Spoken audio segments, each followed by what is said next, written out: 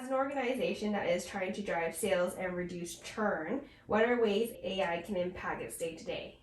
Okay, some of the earliest and not easiest, but the getting to know data science and AI modeling techniques are generally in the world of sales and marketing and retention.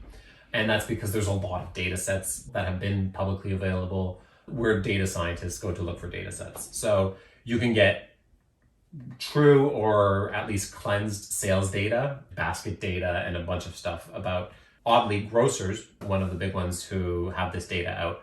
And it's often also from the loyalty programs. So a lot of people scratch the surface of these.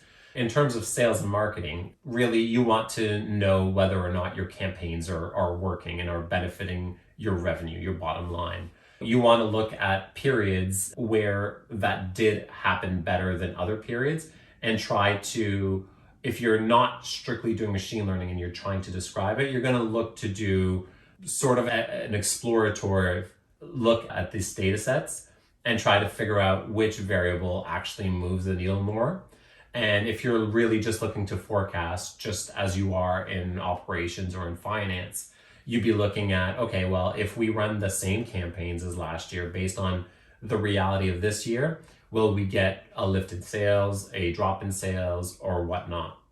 Now, looking at something like loyalty programs and size of basket and average customer spend, you can start to chart sort of what an average customer transaction looks like. And you can also start seeing early indicators of when and how people will churn from your offering to your competitor's offering.